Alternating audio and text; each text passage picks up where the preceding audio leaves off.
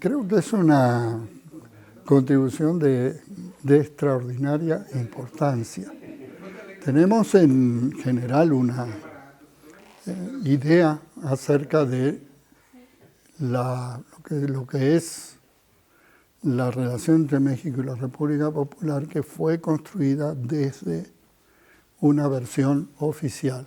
Y esto incluye a México y a China. Quiere decir, es una visión que hemos leído frecuentemente, prácticamente en todos los lugares en donde hemos tenido acceso a información. Destaco, por ejemplo, los textos publicados por la UNAM, los textos publicados por las respectivas cancillerías, que indican como que fue un proceso de maduración sin altibajos, en donde lentamente se van acumulando etapas que necesariamente terminan en la instauración de las relaciones diplomáticas. Sin embargo, este libro muestra que detrás de eso hay una historia muy diferente y que tienen como protagonista lo que el autor llama la diplomacia social, es decir, las personas que en forma comprometida a lo largo de estos 23 años que van desde 1949 a 1972, contribuyen con su esfuerzo, con sus compromisos e inclusive a costos importantes de su tranquilidad en la vida, para que finalmente se consolide en las relaciones diplomáticas entre México y China. Yo agregaría, el libro también creo que si se difunde como corresponde, va a ayudarnos a hacer otros planteos respecto no solamente al pasado, sino respecto al presente de la relación. O sea, ¿cuál es el papel que ha jugado en esta relación y juegan los actores sociales? Los grandes protagonistas son a lo largo de la historia los pueblos. Y esto es lo que, pues desde alguna perspectiva generalizada, había quedado oculto y Jorge Octavio Fernández lo saca a luz con mucha precisión.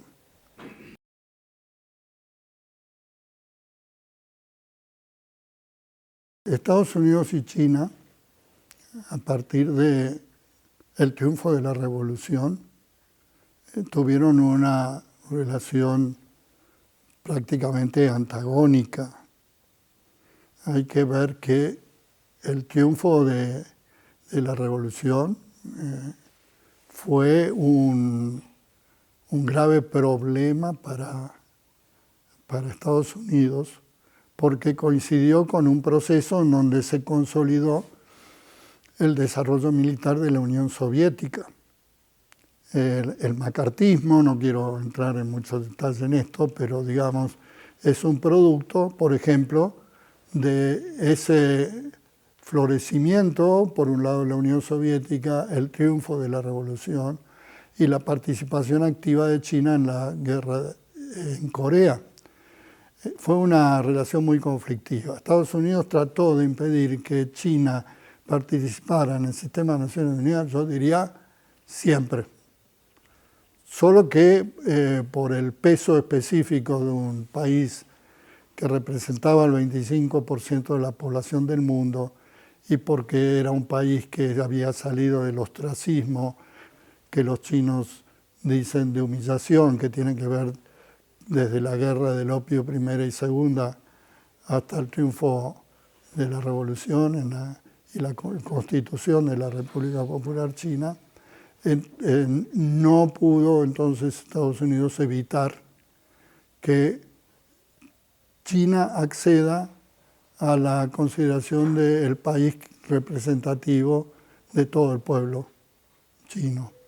Ahora, hubo una etapa que creo que ha sido multicitada, en donde tanto Henry Kissinger como Richard Nixon, los republicanos de entonces, comprenden que frente al enemigo principal, que era la Unión Soviética, establecer vínculos con China menos conflictivos, y no solamente menos conflictivos, sino que, podríamos decir, en ese momento se visualizaban como favorables a Estados Unidos, representaba una posibilidad que los Estados Unidos manejó muy bien.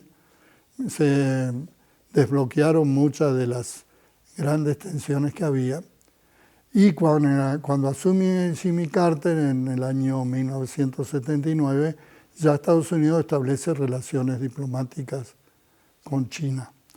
Luego, se vio a China como una especie de taller del mundo, ¿verdad?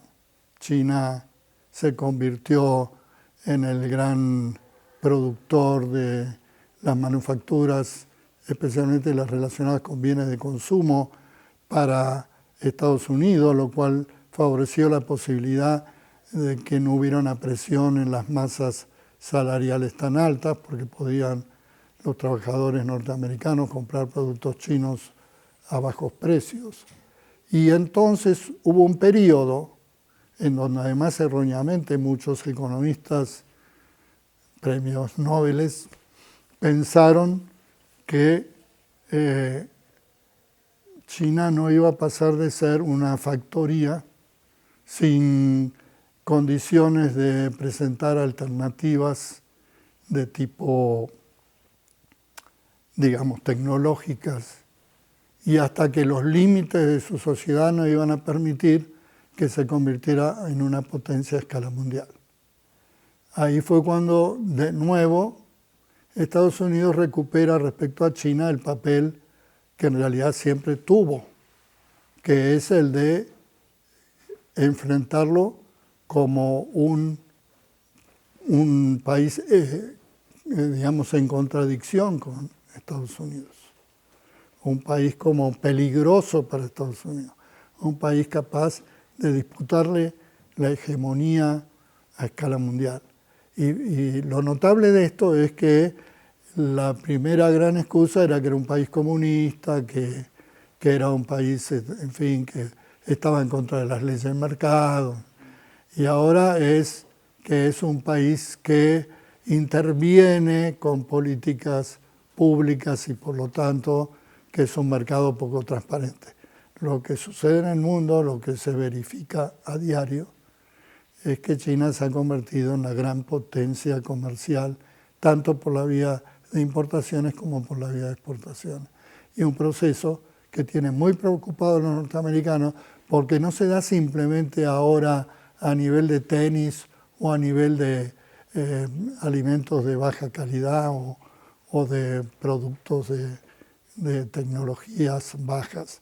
China se ha convertido en una potencia comercial a partir de su gran desarrollo científico y tecnológico, y hoy en muchas ramas de alta sofisticación es un país que tiene más desarrollo que Estados Unidos.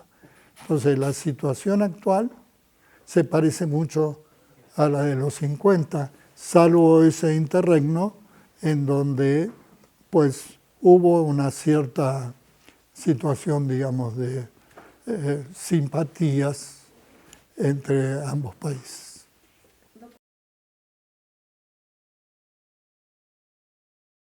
Sí, en realidad es una historia mucho más larga esta, pero las categorías que usamos en Occidente, capitalismo, socialismo, comunismo, pues sí, los chinos las han asumido. Ellos hablan de socialismo con características chinas, pero en realidad para China nunca fue una contradicción en la medida en que el Estado tenga la posibilidad de dirigir los aspectos macroeconómicos y macrosociales, que haya personas que desde una perspectiva privada tengan una actividad. Cuando ustedes están en China se dan cuenta que la actividad privada es muy grande, muy importante. Cuando China reincorporó a su país sus territorios de Macao y Hong Kong, lo hizo bajo un principio que en Occidente lo veríamos como una atrocidad desde todo punto de vista, porque el planteo fue un país, dos sistemas. Es decir, en un país en donde una sólida cultura construye diariamente su vida y donde el pueblo tiene una actividad muy sólida respecto a su cultura, pues la idea de un sistema u otro para dividir y para determinar lo que es bueno o es malo es al menos de dudosa calidad de esa idea para los chinos. De ahí que hay una vieja frase de Deng Xiaoping que dice: no importa si un gato es negro o es blanco, el gato bueno es el que caza al ratón.